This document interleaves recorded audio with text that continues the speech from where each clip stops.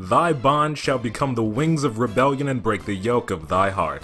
My name's Jabri, I am one half of At Your Own Risk, and on this debut installment of Minimal Risk, we're talking about Persona 5's ultimate trickster god, Satanael.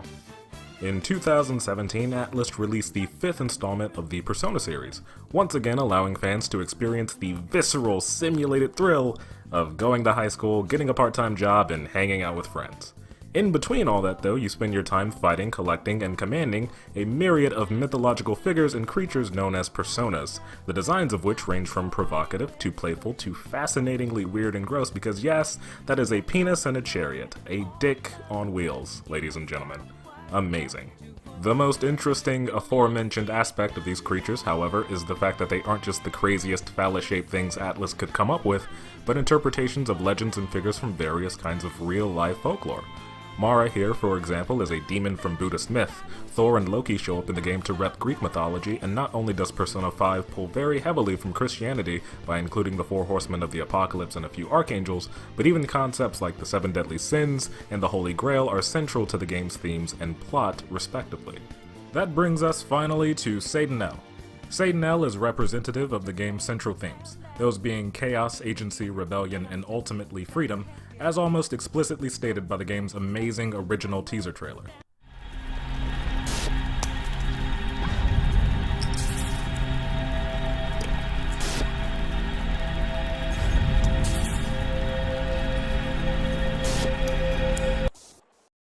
You are a slave. Want emancipation?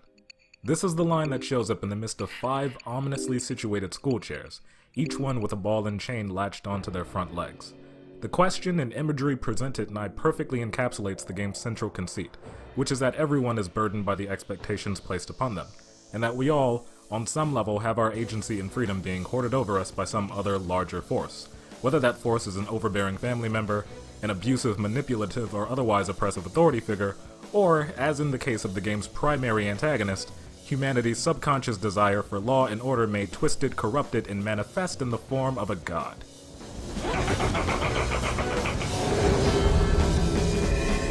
How do you think it is that I became a god to begin with? Yeah. By this point in the game's story, you, as the player, and the other main characters have formed a group known as the Phantom Thieves, a faction devoted to righting the wrongs of society at large when you discover that a supernatural being known as Yaldabaoth has been orchestrating events behind the scenes for the whole of the game and ultimately seeks to enslave humanity. Naturally, in one of multiple endings, you oppose him via 2 boss fights. The first wherein he takes the form of the Holy Grail, literally feeding off of the apathy and submission of mankind in order to heal himself faster than you and your party can deal any significant damage. And the second, where you go on to fight his true angelic form, where he uses weaponized manifestations of the 7 deadly sins to fight you. It's at this point that the influence of Christian concepts on the game's story become more than evident. At the height of the fight, when your struggle against Yaldabaoth seems hopeless, humanity, i.e. the populace of Japan, rallies behind the Phantom Thieves, their loud and overwhelmingly vocal support being the catalyst for you, the main character, to literally break the chains, wink wink, on Arsene, the persona you start the game with, in order to unleash Satanael.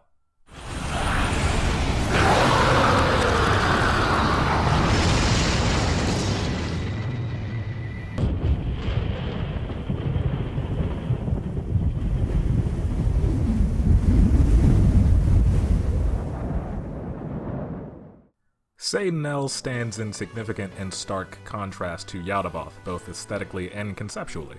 The former's body, in addition to being somewhat humanoid-shaped, though still uncannily foreign and robotic-looking, is adorned by a silver and gold metallic sheen, topped off by a halo of angel wings.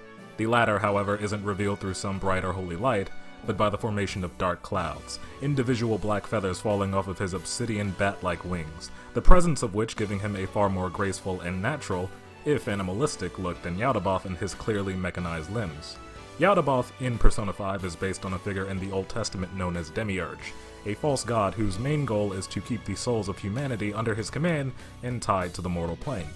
Satanael, on the other hand, is based on Lucifer, who is most well known for being the archangel that rebels against God. These specific reasons for his rebellion change from interpretation to interpretation, but Persona 5 utilizes the general spirit of this rebellion as the guiding ethos for Satanael in the game. Long story short, you, Satanael, and the other Phantom Thieves are champions of humanity's freedom in the face of God's tyrannical order. Or, as Morgana, founding member of the Phantom Thieves and greatest animal mascot this side of any video game ever puts it, I see. If a god plays naughty, then it's a demon lord's duty to punish him.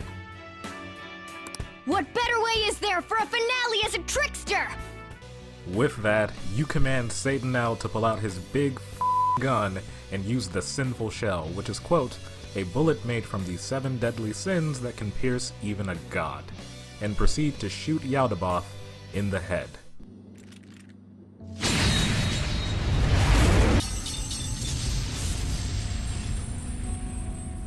Bang.